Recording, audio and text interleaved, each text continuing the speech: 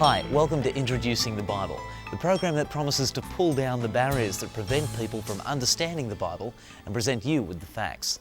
Last episode we looked at Genesis, the first book of the Bible. It sets up the drama which the rest of the Bible develops. It portrays God as the creator and sustainer of the universe.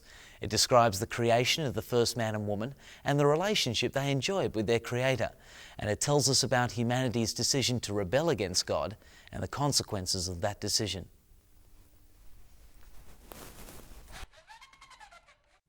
In the last show, we discussed more of God's plan to save His people. He promised Abraham that he would be the father of a great nation, that he and his descendants would receive a land in which they would enjoy His promises, that they would become a blessing to all people. Traditionally, the great Israelite leader Moses is thought to have written the first 5 books of the Bible. These 5 books are called the Pentateuch, the books of law. Genesis is the first book. The other 4 books are Exodus, Leviticus, Numbers, and Deuteronomy. Moses dominates these narratives from the 2nd chapter of Exodus to the last chapter of Deuteronomy. The Old Testament portrays him as the founder of Israel's religion. He's a key figure in the Bible. Moses, again, like Abraham, is one of the greatest figures of human history. Moses is effectively the founder of the nation Israel. Extraordinary man in human terms of his giftedness. He was just a remarkable leader if you read the episodes of what he went through. Many people will be vaguely familiar with him from the films. The biblical account is even better. He was born in quite remarkable circumstances. His people were slaves in Egypt through, again, extraordinary circumstances recounted in the early chapters of Exodus. He found himself being brought up in the Egyptian court and so was educated with all the privileges of a child of the Pharaoh, again through circumstances that are detailed in those early chapters of the book of Exodus. He eventually fled from Egypt and returned to be the one who would lead his people out of bondage in Egypt to become a nation. His story is so remarkable it occupies all of the book of Exodus, the book of Leviticus, the book of Numbers, and the book of Deuteronomy. So 4 whole books of the Bible are given over to Moses' life. In the book of Exodus, God's plan appears to have gone horribly wrong. His intentions are to bless the descendants of Abraham, but they, like humanity, continually interrupt God's blessing. Exodus begins in the land of Egypt. The descendants of Abraham live in slavery. They haven't entered the land they've been promised. Instead, they live in Egypt under Pharaoh's cruel rule. God has only fulfilled one promise to Abraham, that he is the father of a nation. So large has this nation become, though, that the king of Egypt regards them as a considerable security threat. Pharaoh actively attempts to thwart God's blessing. He orders that all the male boys born must be drowned in the Nile. It is under these circumstances the great Israelite leader Moses is born. During this time, a man from the tribe of Levi married a woman from this tribe, and she bore him a son. When she saw what a fine baby he was, she hid him for 3 months. But when she could not hide him any longer, she took a basket made of reeds and covered it with tar to make it watertight. She put the baby in it and then placed it in the tall grass at the edge of the Nile River. The baby's sister stood some distance away to see what would happen to him. The Pharaoh's daughter came down to the river to bathe, while her servants walked along the bank. Suddenly she noticed the basket in the tall grass and sent a slave girl to get it. The princess opened it and saw a baby boy. He was crying, and she felt sorry for him. "This is one of the Hebrew babies," she said. Then his sister asked Pharaoh's daughter, "Shall I go and call a Hebrew woman to nurse the baby for you?" "Please do," she answered. So the girl went and brought the baby's mother. The princess told the woman, "Take this baby and nurse him for me, and I will pay you." So she took the baby and nursed him. Later, when the child was old enough, she took him to Pharaoh's daughter, who adopted him as her own son. She said to herself, "I pulled him out of the water, and so I name him Moses." Exodus means departure. It's about God fulfilling the promises he made to Abraham. In Exodus chapter 6, God talks to Moses and reconfirms those promises. God spoke to Moses and said, "I am the Lord.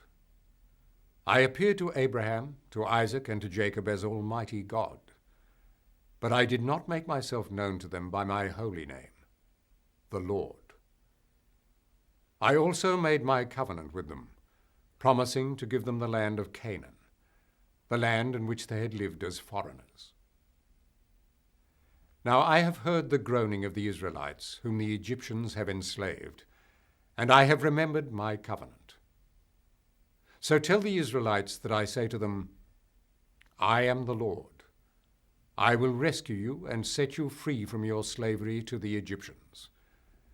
I will raise my mighty arm to bring terrible punishment on them, and I will save you. I will make you my own people, and I will be your God. You will know that I am the Lord your God when I set you free from slavery in Egypt. I will bring you to the land that I solemnly promised to give Abraham, Isaac, and Jacob, and I will give it to you as your own possession." Well, in Exodus chapter 6, God speaks to Moses, and as he speaks, there is a number of very important things made clear. The first is the fundamental thing about God's character, which is that he's trustworthy. If he's made a promise, he will keep it. If he's made a commitment, he will keep it. That God can be trusted is the fundamental thing for a human being to learn about God. And that's reaffirmed in the first words that God speaks to Moses. I remember, I don't forget, I remember the covenant that I made. I remember my promises. Furthermore, he sees the oppression of his people, and he cares about the suffering that they are going through. His people are suffering. He's made a promise to them. What will he do? He will redeem them. And the consequence of him redeeming them, bringing them out of that oppression and bringing them to freedom, is that they will know. They might have doubted. They might have had all sorts of doubts. They might have disbelieved. But at the end of the day, they will know that he is God. And that's the note on which that passage in Exodus 6 concludes. The word redemption is one of the most important words in the Bible. God uses it a lot when he's talking about the way that he treats people. And in particular, it refers to one event in the history of Israel where they're taken out of slavery in Egypt, where they've been having to work for little or no pay, where they're in the most desperate conditions and actually subject to things that look preciously like genocide in various ways. Now, the reason that God uses that term redemption is this. It's an ordinary word. It describes what happens when I go to the pawnbrokers and I flog my watch. And my watch is given to the pawnbroker, isn't it? It's left with him. I don't have control of it anymore. I've got to buy it back. And that buying back is redemption. That's what happens when something that, as it were, belongs to me is under somebody else's power, somebody else's control, and I buy it back. And what we see when the children of Israel, when the Israelites are freed from Egypt, when God redeems them, is that God, so to speak, is buying back his people. He's paying the price for them, bringing them out of slavery, when, of course, they can't do so themselves. The story of Israel leaving Egypt is a favourite Bible story of children all over the world. Moses goes to Pharaoh and tells him to let the people of Israel go. Pharaoh refuses. So God sends 10 plagues to persuade Pharaoh to change his mind. An Egyptian boy, Nadir, tells us his favourite part of the story. they went to Pharaoh, Moses and Aaron said, "You had better let the people of Israel go." And he said, "No way, you won't persuade me," and I'm not impressed at all. And then they sent a disease which people got muddy blobs on their skin, and it was very bad, and it was really hard to sit down, and they had a very bad time. The people of Israel, every time Aaron and Moses persuaded the king, he made them work harder. And then they got fed up with Moses and Aaron too. And then they went, "What is this? Every time you persuade the Pharaoh, he just makes us work harder, and this is crazy." And then Moses and Aaron went to Pharaoh, and they said, "Will you let our people go?" And the Pharaoh was trying to sit down, and he couldn't because all those blobs on him. And he said, "Okay, anything you want."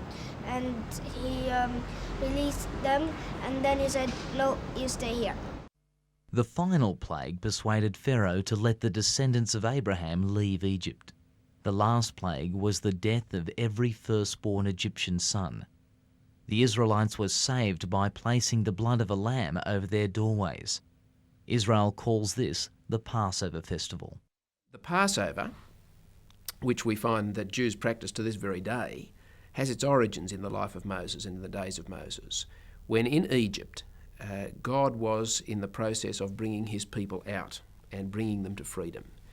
The process is an awful process in the sense that it is awe-inspiring, and certainly awful if you were Egyptian, because it involved God bringing warnings again and again and again, but after the warnings which were ignored, judgments on the people of Egypt, terrible judgments on Pharaoh and on his people.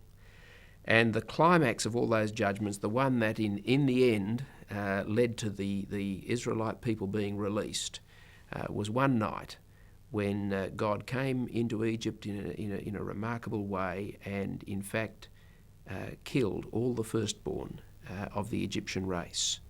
The Israelites, however, had been warned beforehand that this was going to happen, and that night they had a meal together according to strict instructions that God had given, and in the context of the meal, a lamb was killed, and the blood of the lamb was put on the doorposts of the Israelite houses. And as God moved through Egypt, bringing this judgment on all the Egyptian homes, all the houses that had the blood of the lamb on the doorpost were passed over and were not harmed. And as a consequence of this judgment, those in those houses, the Israelite people, came out of Egypt. They were in fact driven out by the Egyptians. They wanted to see the back of them. Just before Jesus' death, he and his followers celebrated the Passover feast. The Jesus video, which dramatises the Gospel of Luke, reenacts what happened. And Jesus sent Simon, Peter, and John ahead to prepare the Passover meal.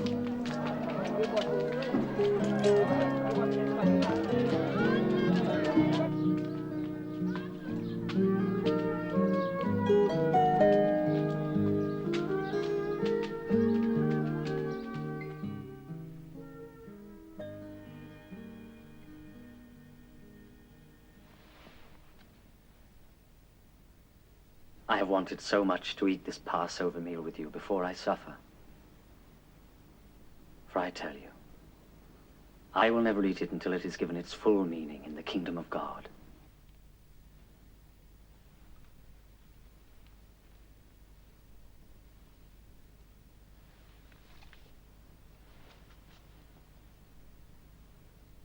Blessed art thou, O Lord our God, King of the universe, who bringeth forth fruit from the vine. Take this and share it among yourselves. For I say unto you, I will not drink of the fruit of the vine until the kingdom of God comes.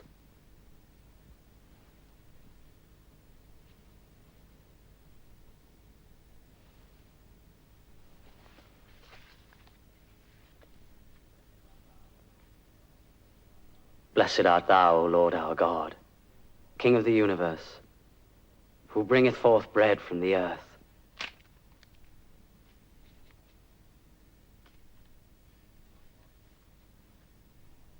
This is my body, which is given for you. This do in remembrance of me.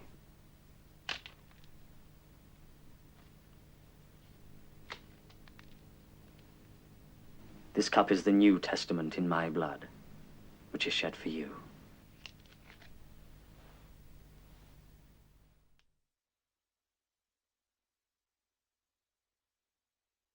The lambs that were slain back then in that first Passover were kind of substitutes for the firstborn sons of each family.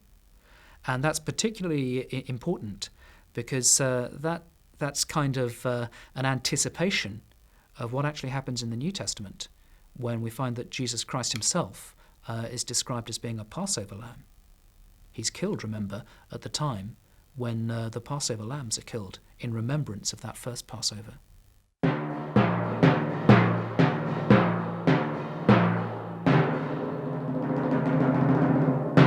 As a result of the last plague, Pharaoh let the descendants of Abraham leave Egypt. Moses, Israel's leader, led them to Mount Sinai. It was at Mount Sinai that God gave them his law and reconfirmed the covenant he had made with Abraham. One of the most important moments for the Israelites after they left Egypt happened at Mount Sinai. It was there that you can say in a very real sense they met God. They're at that mountain and they found themselves in the presence of God. They saw signs of God, cloud, fire, that kind of thing, in a way which convinced them and revealed to them that God was really there. It must have been simultaneously a wonderful and a terrifying experience. But it was significant not just as a kind of spectacular display. When they met God there, they found themselves reminded first and foremost, I think, of God's grace, by which I mean this, God's simple generosity in taking them out of Egypt. They hadn't earned that. It was a good thing that they were taken out of Egypt, obviously, but they hadn't earned that. God acted freely, unconditionally, and just said, right, I'm going to free this lot, and he did. And they were reminded of God's grace there when they met him at Sinai. They also found themselves face to face with God's goal for them, because it became clear to them, and God spoke to them and pointed out that what he wanted was that they have a relationship. He would be their God, and they would be his people.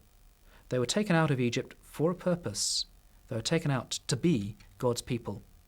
And the way that it's put in the book of Exodus has got a sort of magnificent poetic ring to it. We're told about a holy nation, a royal priesthood. That's what Israel is going to be in God's purposes. He wants a relationship with them. That's the goal of